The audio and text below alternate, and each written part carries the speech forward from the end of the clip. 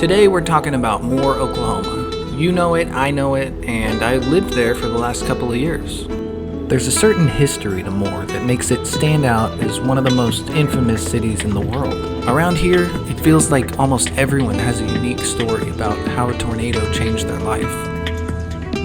On May 3rd, 1999, Moore faced the strongest tornado ever recorded, and only 14 years later, the nightmare returns. Tornado emergency now in effect for Moore. Tornado emergency for Moore. You folks in Moore, you need to grab whatever it is you need to grab, and you need to go underground. Bottom line, grab your kids, grab your loved ones, grab your friends, or just get out of the way. Tornado emergency for Moore.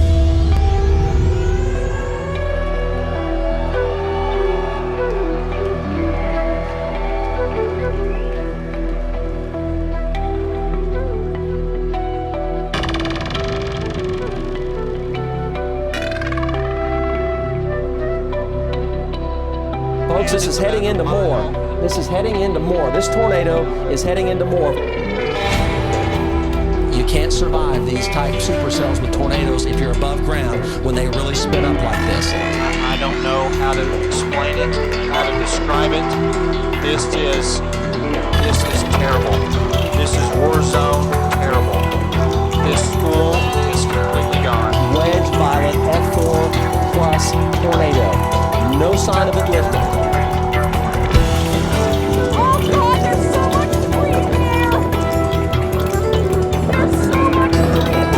Essentially, you never want to say it, but we're going to say it right now. This is May 3rd all over again, and it's something has to change fast or it's going to be very close to a May 3rd event. You never want to say that, but that's what we have right now.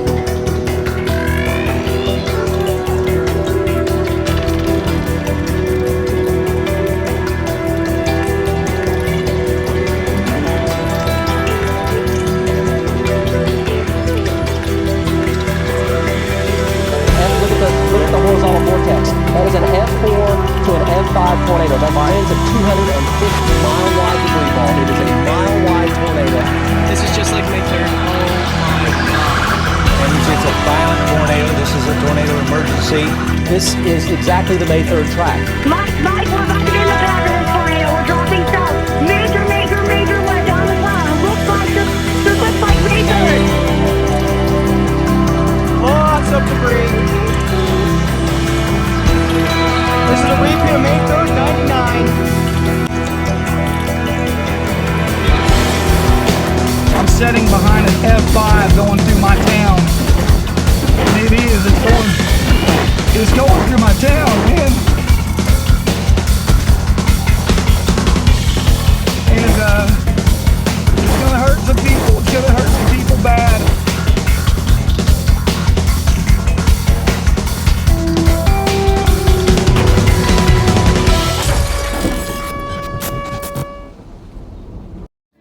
If I asked you what the first city that comes to mind is when you think about tornadoes, what city is the greatest tornado magnet, you would probably say Moore.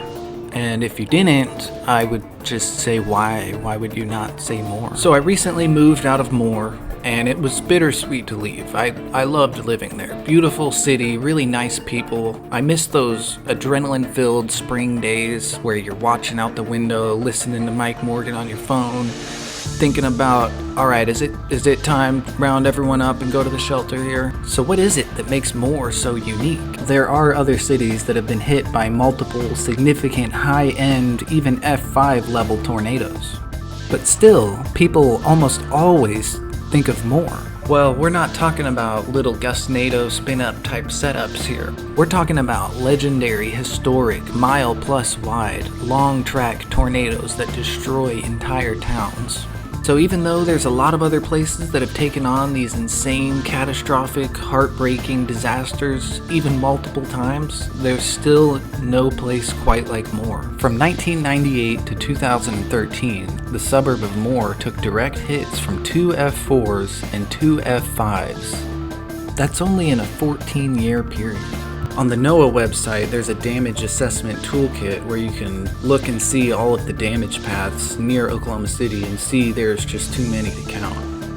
Of course, there are a lot of other places. Maybe your town has had significant repeated high-end tornadoes. Moore is still one of a kind. It's kind of funny actually, when we first moved to Moore, I had two separate neighbors who both brought up tornadoes immediately. We hadn't even started unpacking. I was like, hey, slow down, we'll get there. They don't need to hear this right away. They offered to let us use their shelters with them. We ended up just getting our own.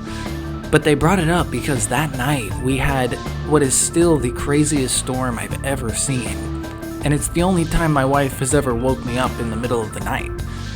It was Aurora Borealis, green sky, trees, big trees tipping over a quarter of the way. It was insane. So of course I had to hop online and start researching this most recent tornado. And yeah, we were right there, right in the middle. Well, not in the middle, but super close. And my neighbor pointed out to me several areas of tornado damage where repairs were made. On the satellite imagery, you see significant roof damage, fence destroyed, debris everywhere. The windows and doors were all blown out. This shot right here really shows how bad our neighborhood was hit. The closer that you get to the main road, the worse the damage is. So I've lived in Oklahoma my entire life, so tornado warnings and tornadoes are definitely nothing new. But moving to Moore felt noticeably different right away. I even set up a little southwest facing sky cam so I could watch the storms roll in. You're a weather dweeb, a weenie, a nerd, a dork. I recently moved out of Moore, but seeing all the storms and experiencing that was easily my favorite part of living there.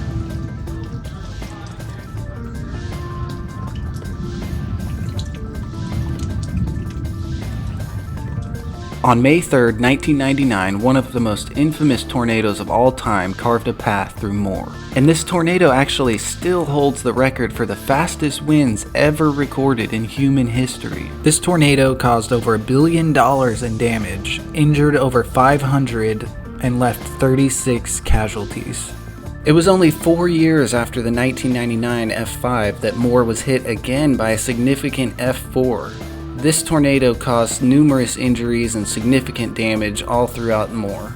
But this event wasn't anything even close to what happened in 1999. On May 10th, 2010, there was again an F4 that came through Moore. There were no fatalities with this storm, but it did cause significant damage. There was also a lesser-known EF2 that came through Moore less than 2 years after the latest EF5. That is a hook with a confirmed tornado in Moore right now. Tornado safety precautions away from windows, interior part of your house right now. Power flashes, there's more power flashes. You're looking at it live right here from Bob Moore Chopper 4.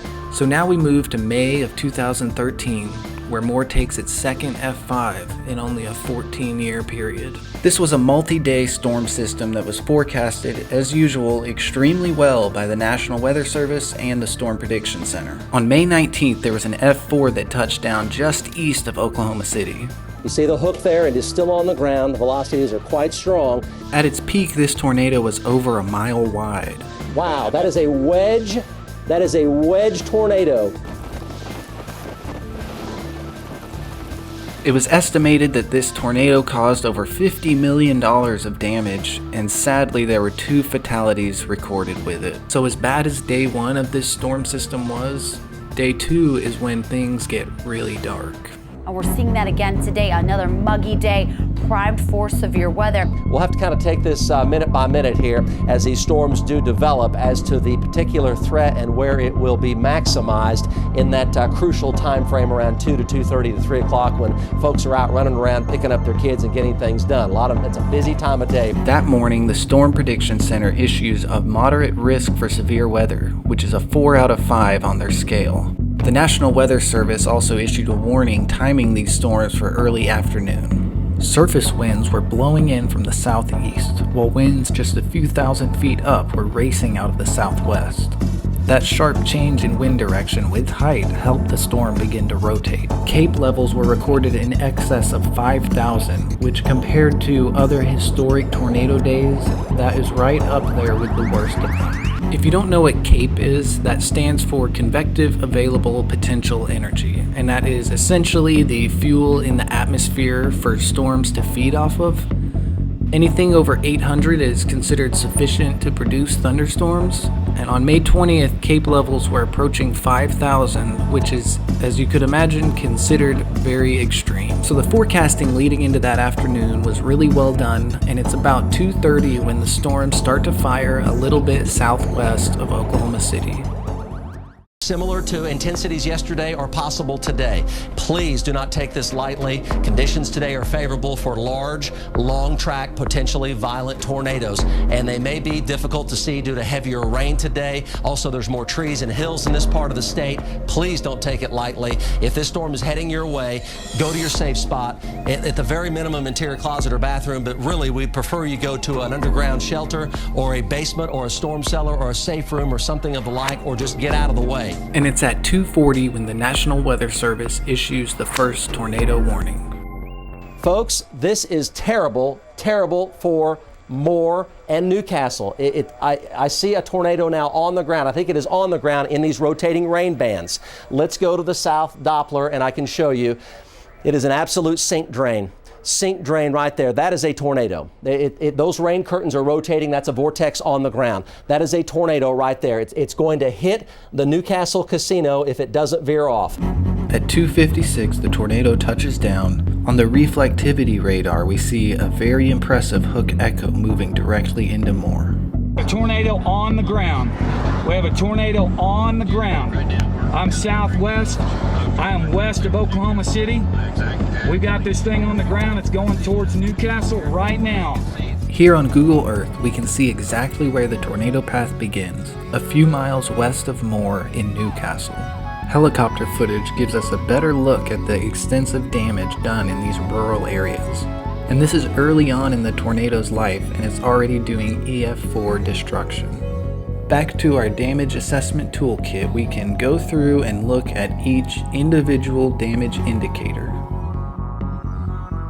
We can see here that the tornado is already producing EF4 level damage before it even gets to Moore. A lot of these houses, there's no walls left standing at all, and Moore may have been completely missed if the tornado had stayed on this initial northeast moving trajectory. But the tornado shifted and moves nearly due east directly into Moore. Mike is tracking right down 19th, approaching Santa Fe. 19th Street, all right, here we go. So 19th Street and Moore, all right, so this right here is going to be... The tornado comes ripping in from the west, directly down 19th Street. It's here that it takes aim at its first major landmarks. The core of the tornado is passing on the other side of 19th Street. You can see my neighborhood here completely wrecked. A lot of these houses took on extreme damage. The tornado hits a place that I've taken my kids to many times, the Orr family farm. If you're from Moore, Oklahoma, right, you know the Orr family farm. This is a really cool place. It's a small, family-friendly amusement park type spot. It's a popular tourist attraction, and they host a whole lot of different types of events there. They took a direct hit from the EF5, and it was completely destroyed. We see the view of the property here from above, all these barns and outbuildings, and after. Every single building took on major damage, and a lot of them were totally leveled. But they did rebuild, and there are a few great YouTube videos that show what that process was like. Right next door to the Orr family farm was the Celestial Acres Equestrian Center, and this was, at the time, the largest equestrian facility in the entire state of Oklahoma, which is saying a lot. If you didn't know, Oklahoma is a big-time cowboy state. Every single barn and stable on the property was completely destroyed. The owner said in one interview that they don't know how many horses were stabled there at the time, but that it could have been up to 150. Here on the aerial view, we can see dozens of stables and barns. We see these houses over here, and after the tornado hit, there is not one left, not even one. We get a much better view here of the devastation at Celestial Acres. You can see the neighborhood. The closer you are to that main road right there, this is my neighborhood. The more damage, the more destruction, a total loss on a lot of these houses. And we don't have to imagine what it would have been like to be working at the stables when the tornado hit, because somebody was. When you look at this, there really is nothing much left out here.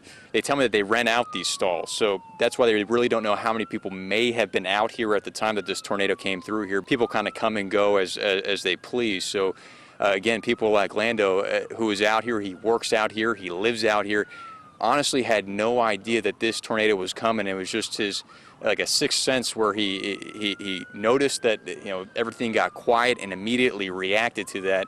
And Linda Kevin, it more than likely saved his life.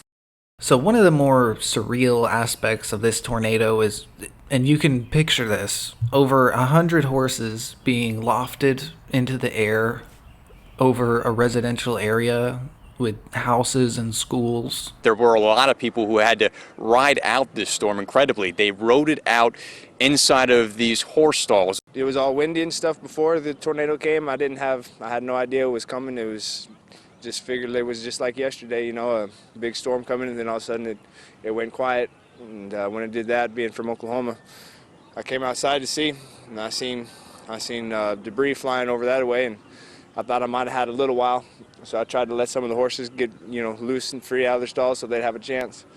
I didn't have very long at all, and I jumped into one of the stalls here, and that's what these here used to be, and they collapsed over on top of me, and sat a pickup truck on top of it, and lost everything. What's going through your mind right now? I mean, you just survived something that that a lot of people probably wouldn't. You were outside when this happened. You've lost everything. I mean, well, the main thing is the horses. You know, it's these horses are how we survive.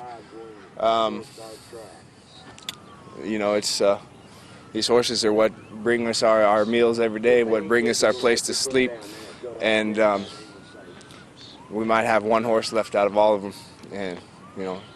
So where we're standing now would have been one of those stalls. Yes, there. Where we were standing is, as you look right here, each little spot there was from here to that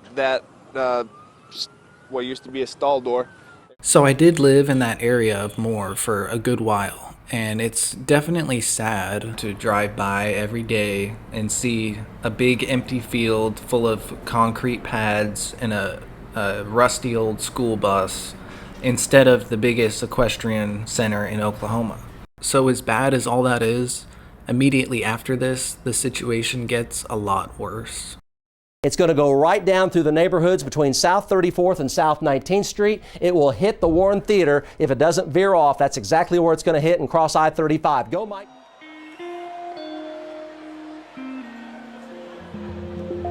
Picture this. Let's say it's 2 in the afternoon, large tornado comes into a city, moving toward a school that has 500 children in it. What's going to happen when that warning goes out? There's going to be hundreds of parents trying to rush to that school to get those kids out. And it will take the school out, it'll take the parents out, and mark my words, it will happen.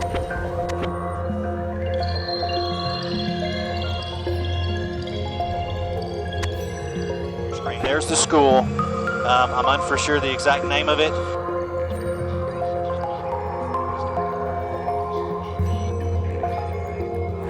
You can't see it, but you can hear it. Terror in the darkness, just as the massive EF5 twister is tearing through Briarwood Elementary. 5th grade teacher Robin Dietzig capturing the moment of impact on her cell phone. Listen as she tries to comfort her students, clinging to each other in a darkened bathroom. It's almost over! I hate this! And then it's over. Wow. Oh my God. Oh my God. Oh my God, my house. Oh my God. Oh my God.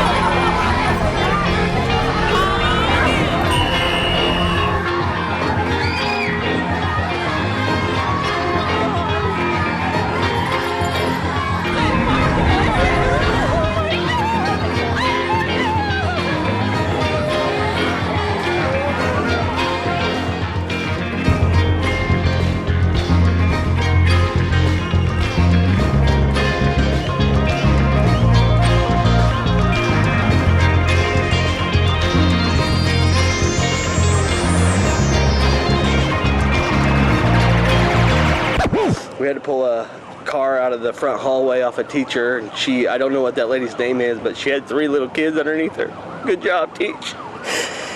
You can see her ripped our house up. I still got a little girl buried there, so, I gotta go. What we just saw was Briarwood Elementary, one of the schools that took a direct hit that day from the tornado. And it was a direct hit. It was the actual center of the tornado that went through Briarwood. What's also incredible is that my old neighbor, Gabby, was actually inside of the building when the tornado hit. I had a chance to speak with her, so I want to thank her again for sharing her incredible story with us. As I was driving, I was thinking, it's so weird that I have lived my whole life in Oklahoma and I don't even know one person that has been affected by a tornado. And little did I know that that night I would be more familiar with a tornado than like I ever wanted to be. Just woke up, regular day, took the kids to school. I was headed to the office. So you had 2 of your kids that were at Briarwood, right? Yes, I had a kindergartner. And then I had a 2nd grader. My husband said, I just would feel better if you would check out the kids and then we could just be at home and, we'll just watch the news when we get there and make sure we're okay. And he said, and I was listening to the radio and they're saying that there is really bad weather. It's raining and hailing really, really bad where I am. I think they're saying that maybe like tornado weather. And I said, really? And I just kept thinking, what would be the odds? I just felt like he was kind of like exaggerating a little bit. And by the time I left, like it was hailing so bad. Like I thought 1, I would either wreck, or 2, that hail was going to break like my windshield and I was going to be in a world of trouble. And at the same time, like I could barely see anything in front of me. And I am like trying to flip through the channel, like the radio stations, just trying to get something, and it was just like almost all of the radio stations were just like that sound, like zzz, like that. It started to like scare me. I tried to call my husband and like my cell phone was no longer working. I got to the school and it truly looked like a movie, if you grew up in the 80s and like the Christian world, like like a Left Behind movie. It kind of looked like that. Like there were some cars that were left on, and they were just like not even parked in any kind of order. Like it was just all over, like in the street, just like some cars were left on, some were left with doors open. And so I rush into the school. There's nobody at the front office, and so I run to my kids. My 2nd grader's classroom. It was just open. The door was just open. So I just walked in and I just started screaming in the dark hallway, Esteban, Esteban, Esteban, if you hear me, like, let me know if you hear me. I mean, kids are crying, like teachers are trying to shush them.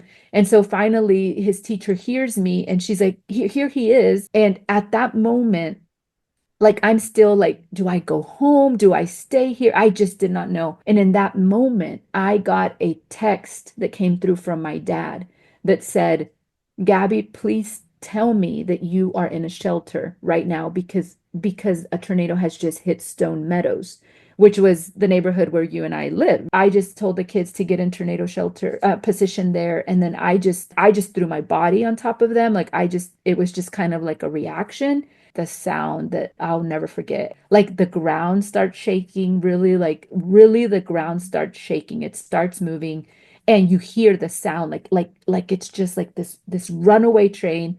And then you feel like it hits you, like the train hits you, and then it's over, and then it's done.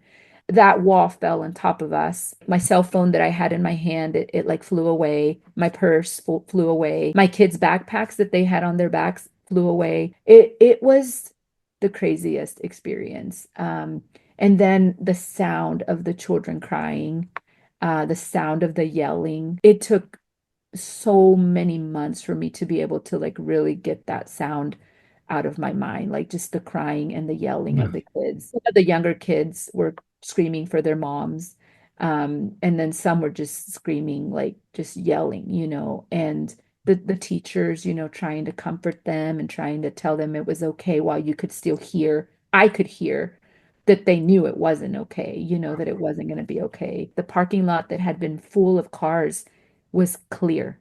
Like it was just gone. Like everything was gone from there. You can't really ever know what it's like unless you've actually been there. Yeah. One of my daughter's best friend that had stayed in the classroom where, you know, they had been, she came out and she was just bleeding like from like down her face. Her teacher, her second grade teacher was bleeding like just all like through her face as well. And it was just really traumatic. And so my kids were like, "Where's dad? Where's dad? You know, like, is dad okay?" And of course, I don't have a cell phone anymore. We don't have a car, like to drive home. And Mm. so we just start like walking, like my shirt is torn. I lost a shoe. My other shoe is like torn up. And then we see my husband running, and then the kids just ran towards him, Mm. and then we had like a big like family hug because we really didn't know. He was on the north side of town and he was trying to get home, and I didn't know if he had made it home. Oh. And so he says he was pretty much outrunning the tornado, like behind him in the rear view mirror, like what he could see is just the light, like the electricity poles just falling, falling, falling. All of our cars were totaled. The house was pretty damaged. And as he was running, he said that he could hear people stuck like either in their tornado shelters in their garage or just screaming from houses. And he just kept thinking, we'll help them in a moment, but I need to see if my family's okay. Really like a horrific, horrific day. It was very, very painful, very, very hard. Can you describe like the first moment that you were back together with all your kids and your husband? Was that Yeah. like a peak life experience of some sort? Oh, yeah. Like just to be able to like have that question answered. Yes, my husband is alive, and yes, my family is okay.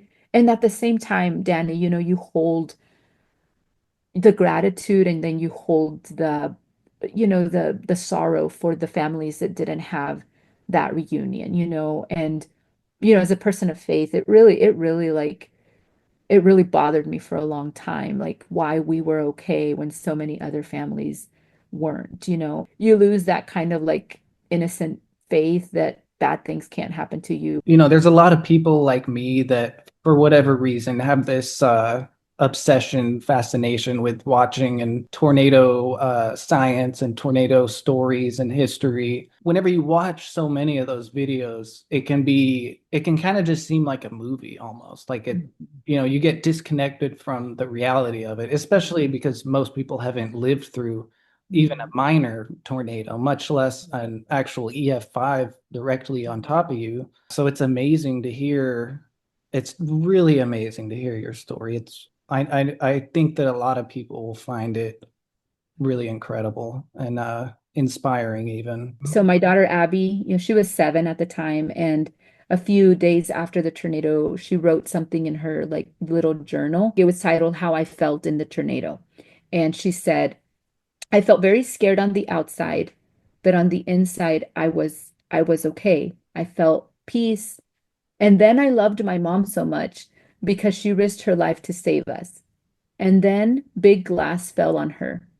And then she asked for help and somebody helped her. And then my dad came running for us and we had a big family hug. And I saw my friends, they had blood on them. My dad tried to gather a group of kids and make them feel better." Somehow, everyone inside of Briarwood Elementary survived without serious injury. Several houses in the following neighborhood were slabbed completely, obtaining an EF5 rating for the tornado. The tornado continues eastward, crossing Santa Fe Road and destroying hundreds of homes and dozens of businesses. This is where the disaster takes its darkest turn, leaving behind its most infamous destruction, Plaza Towers Elementary School.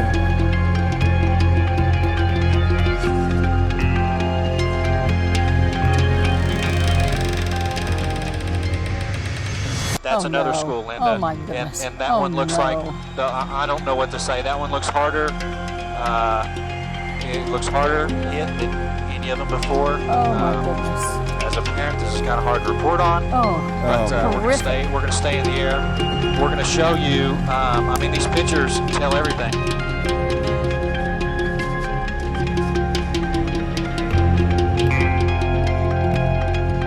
I do have reason to believe that they have found some victims. I asked one of the medics if he could confirm. He just put his head down and said, I can't answer that. I've never seen anything like this in my 18 years covering tornadoes here in Oklahoma City. This is, without question, the most horrific I've ever seen. Okay.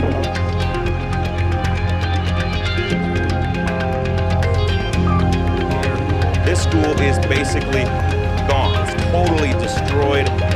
Most of the walls collapsed. Yeah, guys, I just ran down there to the school to talk to emergency personnel, and I have been told by some very reliable sources here on the scene that this is no longer a search and rescue operation. It's now a recovery mission. It is my understanding that there are up to 24 children, victims, trapped at the bottom of that school right now. This is Eagle Drive right here. We understand there could be as many as a half dozen more fatalities on this street alone in this area. The emergency personnel have backed out of the school. They're pulling in more vehicles. They're backing people away. And I understand they're going to start pulling these tiny victims out of the rubble here shortly. All right, Lance. I'm so sorry. Lance, hang in there. Hang in there, my friend.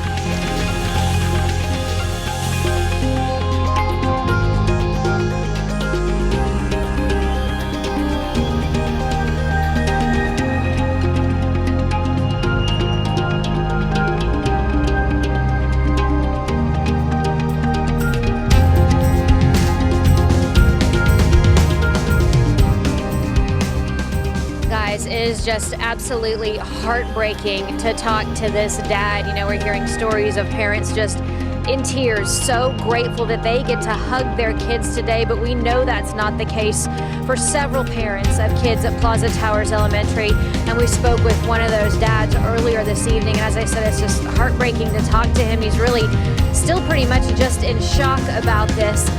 He's a single dad. He also has a 2-year-old daughter who he says just doesn't understand that Sissy is not here anymore. He did not hear for sure that his daughter had died at her school until about 8:30 this morning. He spent all night last night searching for her.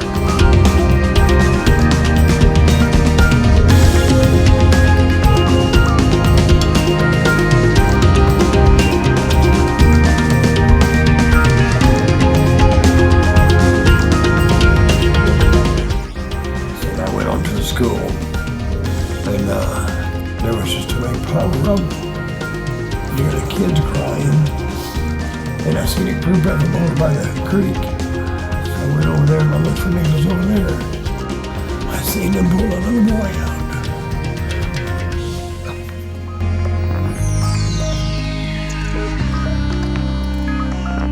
That was the longest night of my life.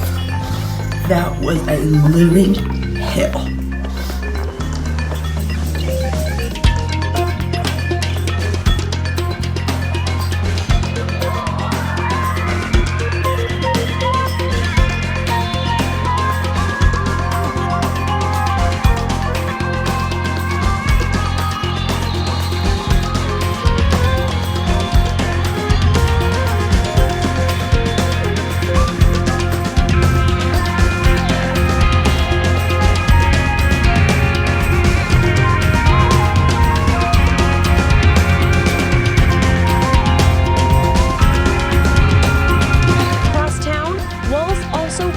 around the 22 people riding out the storm in this bank, huddled inside the vault.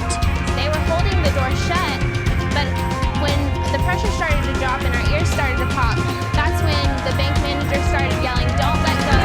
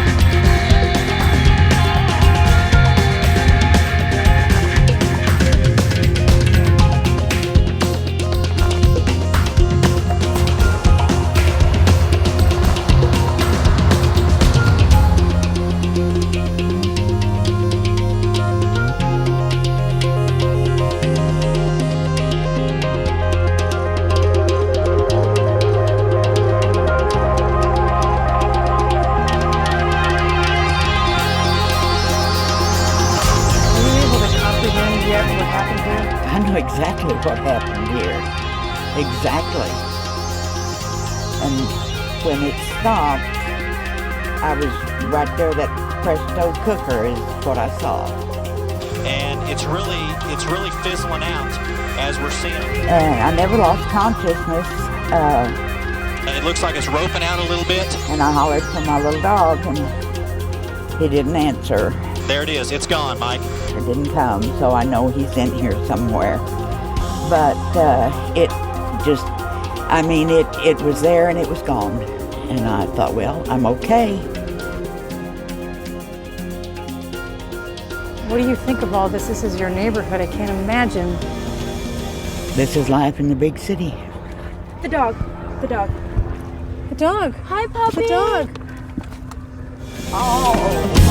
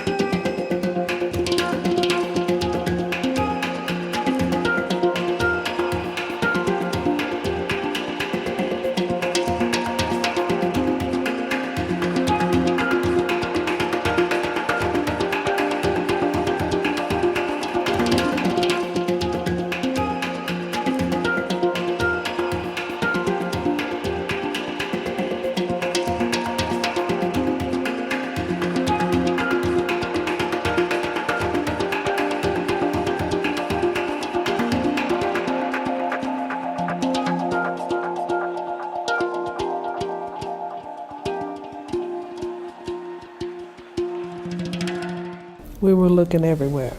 Everywhere that we thought we could look, or where they may have said that she may have been taken, or we were looking. And trying not to believe the worst. And trying not to believe the worst. It was the medical examiner, and he told me that they had my daughter.